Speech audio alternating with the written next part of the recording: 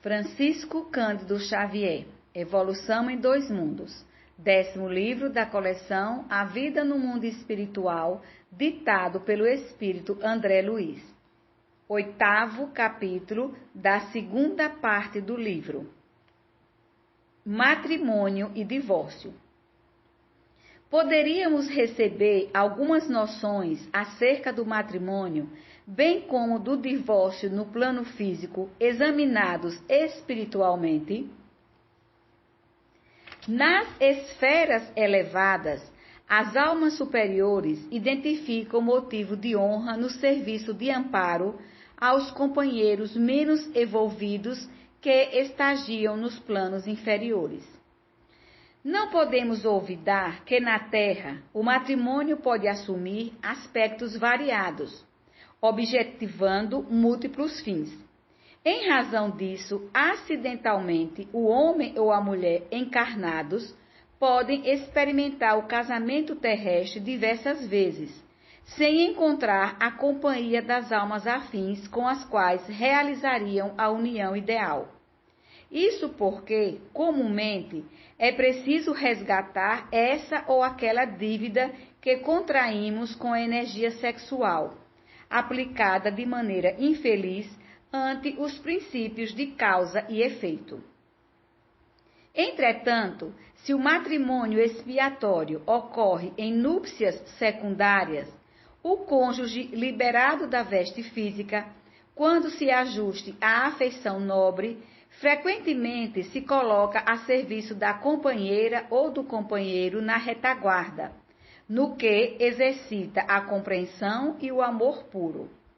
Quanto à reunião no plano espiritual, é razoável se mantenha aquela em que prevaleça a conjunção dos semelhantes, no grau mais elevado da escala de afinidades eletivas. Se os viúvos e as viúvas das núpcias efetuadas em grau menor de afinidade demonstram sadia condição de entendimento, são habitualmente conduzidos depois da morte ao convívio do casal restituído à comunhão, desfrutando posição análoga à dos filhos queridos junto dos pais terrenos, que por eles se submete aos mais eloquentes e multifários testemunhos de carinho e sacrifício pessoal para que atendam dignamente à articulação dos próprios destinos. Contudo,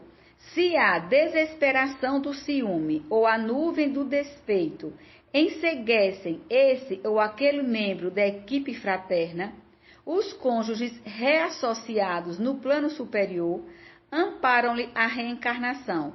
à maneira de benfeitores ocultos, interpretando-lhes a rebelião por sintoma enfermiço, sem lhes retirar o apoio amigo até que se reajustem no tempo. Ninguém veja nisso inovação ou desrespeito ao sentimento alheio, porquanto o lar terrestre enobrecido, se analisado sem preconceitos, permanece estruturado nessas mesmas bases essenciais,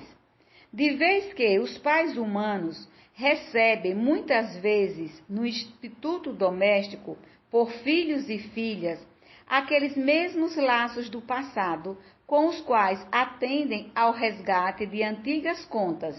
purificando emoções, renovando impulsos, partilhando compromissos ou aprimorando relações afetivas de alma para alma. É nessa condição em que muitas circunstâncias surgem nas entidades renascentes, sem que o véu da reencarnação lhes esconda de todo a memória, as psiconeuroses e fixações infanto-juvenis, cuja importância na conduta sexual da personalidade é exagerada em excesso pelos sexólogos e psicanalistas da atualidade, carentes de mais amplo contato com as realidades do espírito e da reencarnação, que lhes permitiriam ministrar aos seus pacientes mais efetivo socorro de ordem moral. Quanto ao divórcio, segundo os nossos conhecimentos no plano espiritual, somos de parecer não deve ser facilitado ou estimulado entre os homens, porque não existem na terra uniões conjugais, legalizadas ou não, sem vínculos graves no princípio da responsabilidade assumida em comum. Mal saídos do regime poligâmico, os homens e as mulheres sofrem ainda as sugestões animalizantes e, por isso mesmo, nas primeiras dificuldades da tarefa a que foram chamados, costumam desertar dos postos de serviço em que a vida os situa, alegando imaginárias incompatibilidades e supostos embaraços, quase sempre simplesmente atribuíveis ao desregrado narcisismo de que são portadores. E com isso exercem viciosa tirania sobre o sistema psíquico do companheiro ou da companheira mutilados ou doentes, necessitados ou ignorantes, após explorar-lhes o mundo emotivo, quando não se internam pelas aventuras do homicídio ou do suicídio espetaculares, com a fuga voluntária de obrigações preciosas.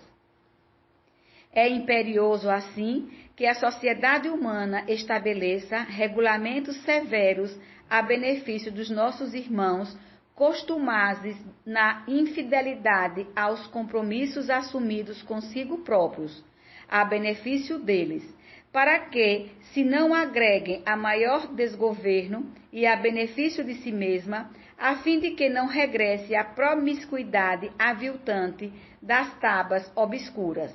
em que o princípio e a dignidade da família ainda são plenamente desconhecidos. Entretanto, é imprescindível que o sentimento de humanidade interfira nos casos especiais, em que o divórcio é o mal menor que possa surgir entre os grandes males pendentes sobre a fronte do casal, sabendo-se, porém, que os devedores de hoje voltarão amanhã ao acerto das próprias contas. Pedro Leopoldo, 18 de maio de 1958.